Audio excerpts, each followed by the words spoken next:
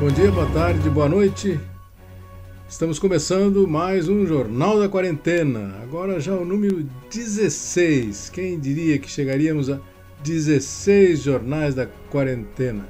Hoje o jornal está cheio de atrações. Tem o cartunista Frank falando dos cartunistas. Tem o Tarcísio Matos falando sobre a seca e a poda da néspera. O que será a poda da néspera?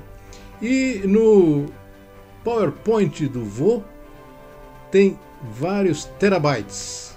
Não percam!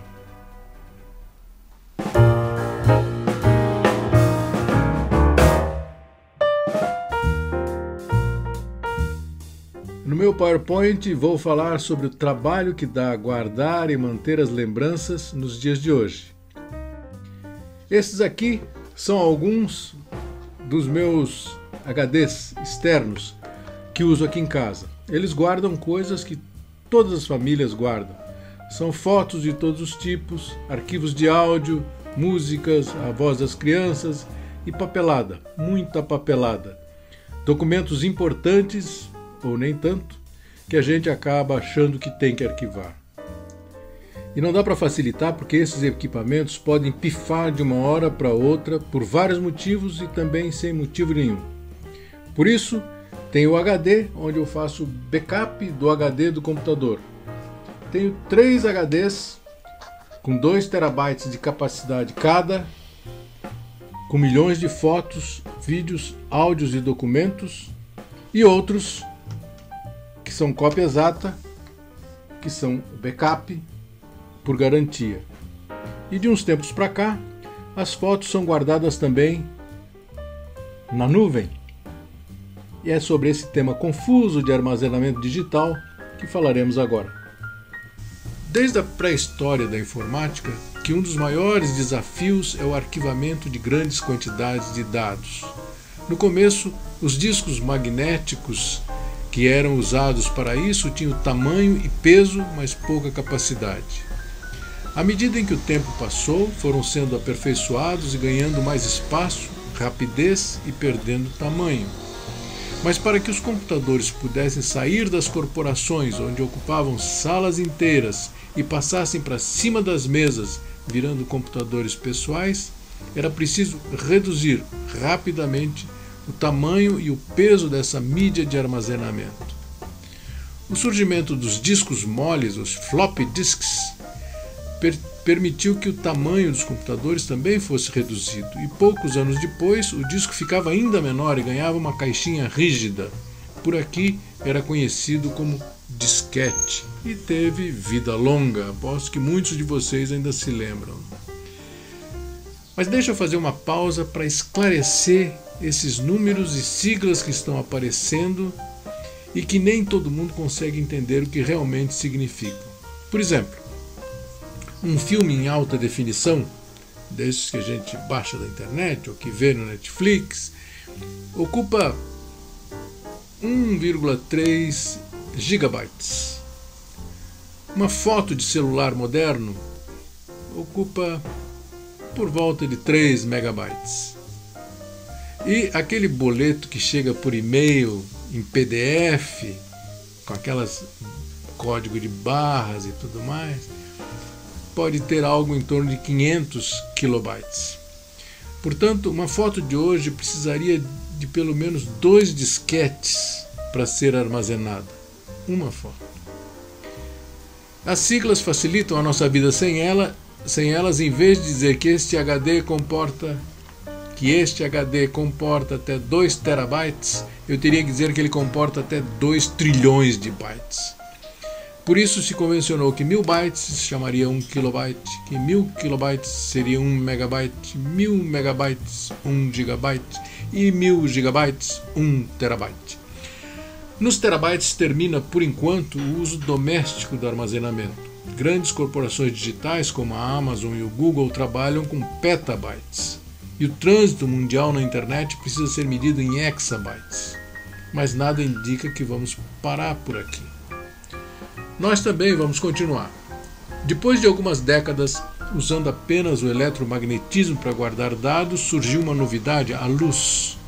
Os discos compactos, lidos e gravados por feixes de luz laser, foram um sucesso, porque eram relativamente pequenos e armazenavam um volume muito grande de informações se comparados com os disquetes.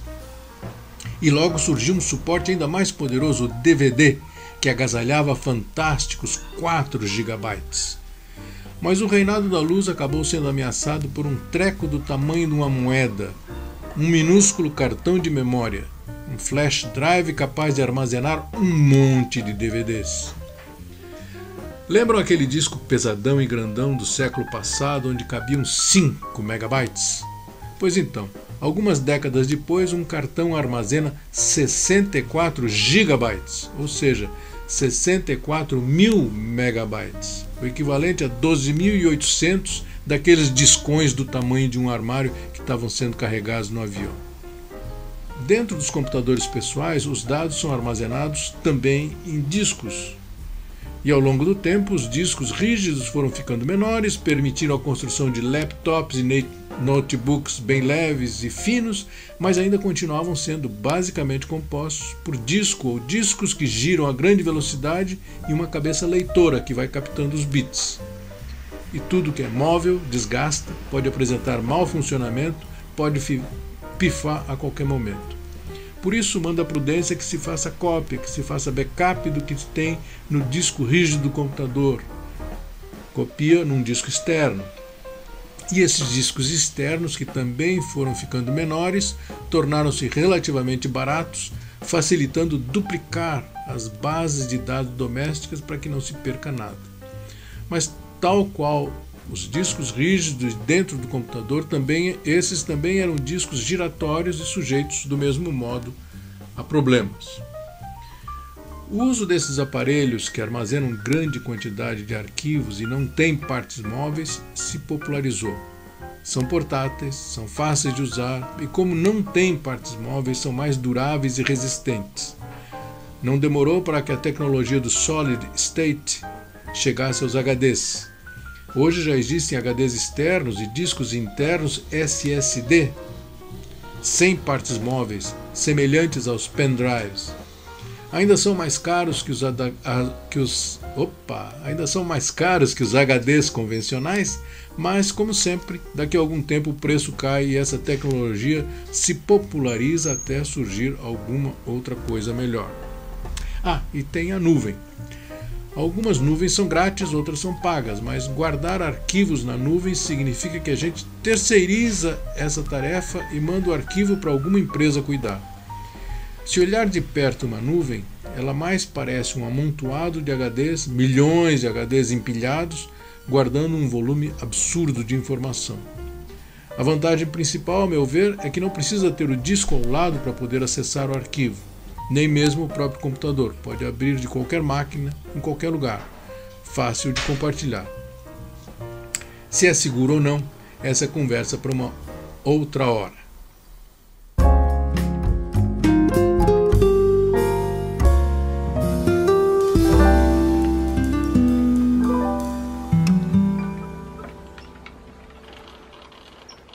Tem uma chuvinha de molha-bobo caindo aqui. Todas aquelas previsões que nós esperávamos de uma chuva forte, bonita, não se concretizaram.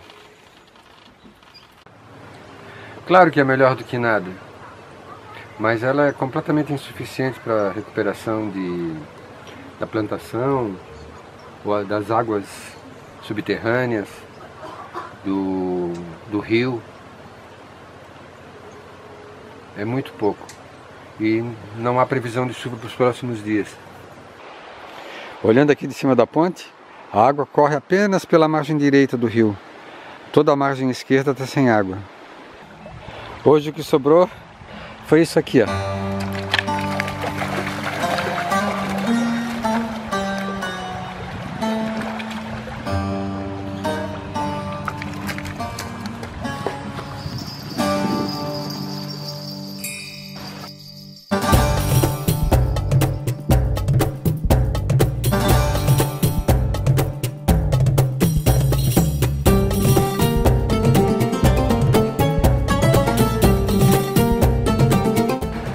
Esse canyon, micro canyon ali, é excelente para banhos, olha só.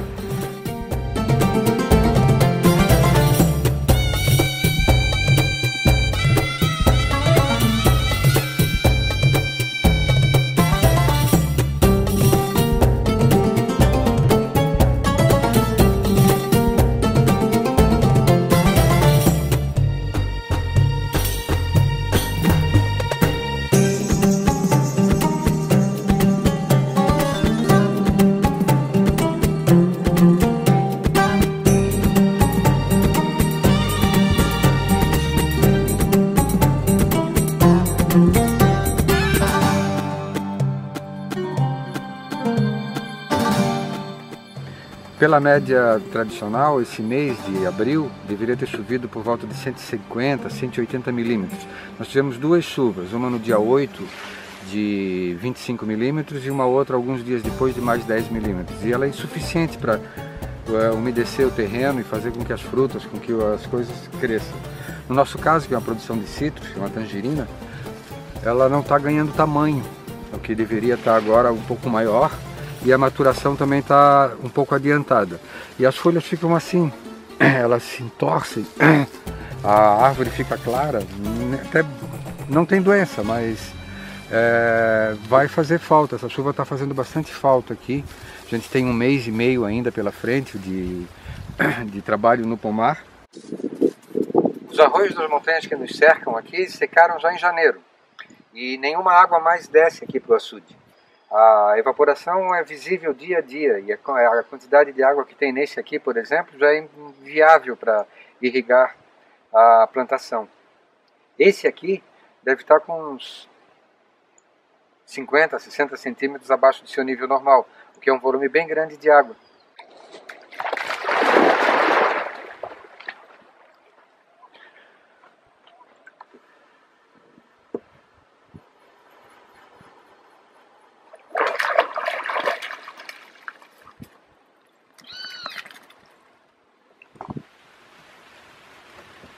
Oi, Sérgio. Muita gente tem em casa aí no litoral, no quintal, essa árvore aqui, a nespereira, a ameixa, que a gente chamava de ameixa, agora com esse nome de nespera. E normalmente elas dão pequenas, e eu vou te ensinar uma técnica bem simples de fazer com que tenha aquelas frutas iguais àquelas do supermercado. Grandona, lindona, que dá vontade de levar para casa, bem amarela, bem carnuda. É bem simples. Sem dó nem pena, jogar fora. Tá vendo? Olha aqui, ó. Ela tem um monte de... Cada uma dessa aqui, cada brotinho desse aqui vai gerar uma fruta.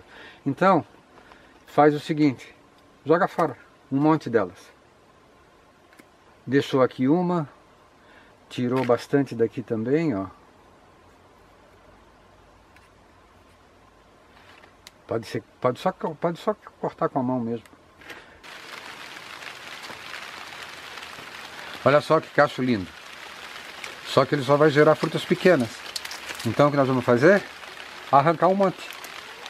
Deixar a árvore distribuir para as frutas que sobram a potência que vem da terra. Tira bastante mesmo.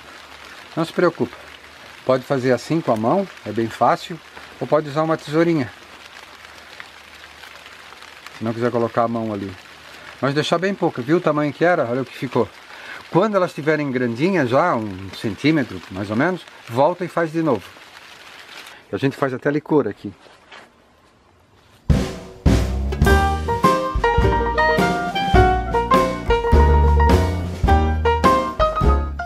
Opa, tudo bom? Então, oi, eu sou o Frank, eu sou chargista.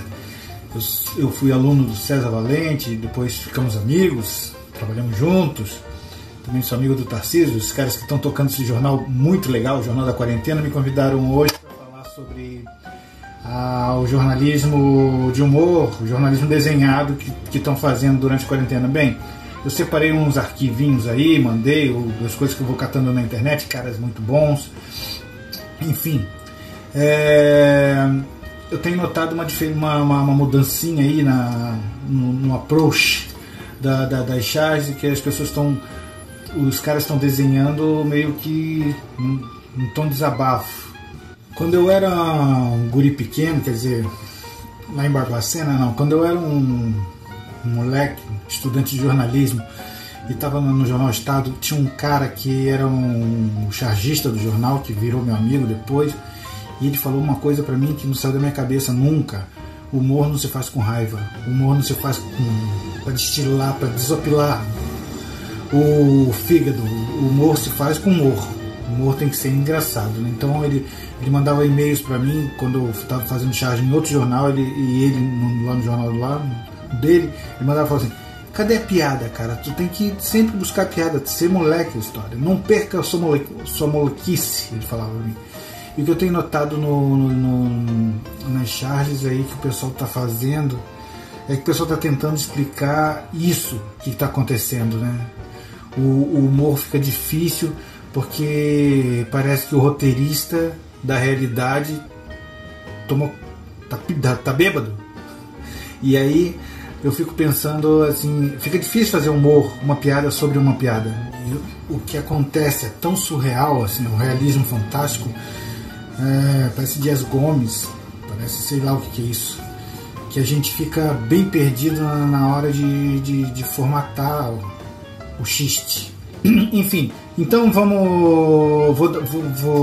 espero que o meu editor de imagem esteja colocando as imagens das charges de hoje em dia, e vendo que tem uns caras geniais que conseguem ainda ser engraçados, né? No meio dessa pegar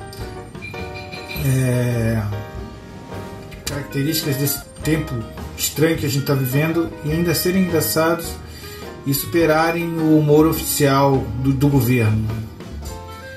Então é isso, amiguinhos. Estamos aqui tentando fugir do ódio, tentando fazer humor, tentando passar essa quarentena de forma mais leve. Esse jornal tá... Eu queria participar disso, muito legal. Tá? Eu acompanho, eu assisto sempre e eu queria participar disso também. Valeu, um abraço. Se cuidem, fiquem em casa.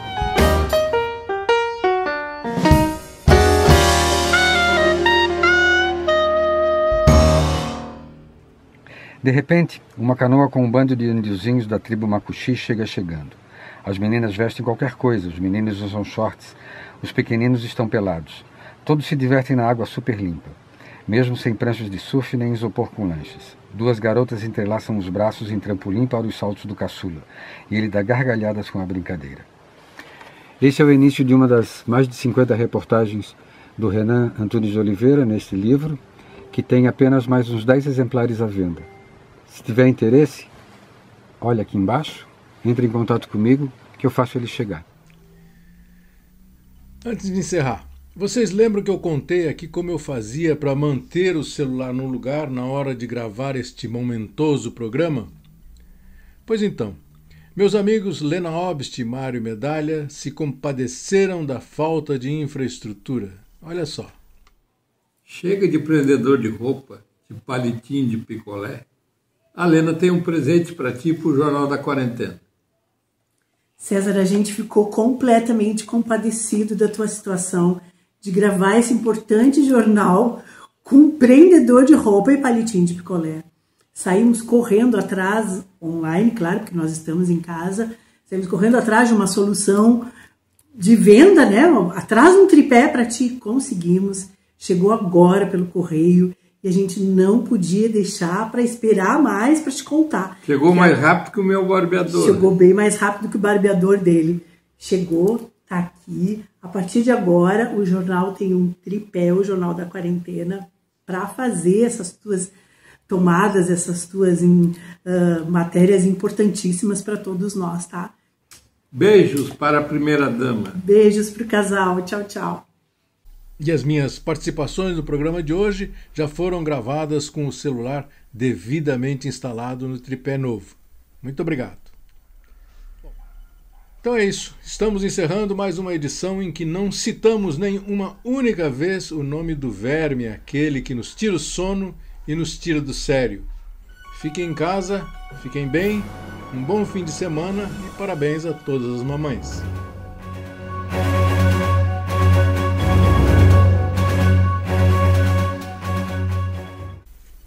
E na hora que tu falava ali, ó, que tu tinha o HD, né, o HD do HD, tu devia ir fazendo uma pilha aqui assim, ficava mais legal. Não sei se tu vai... Tu parou aí?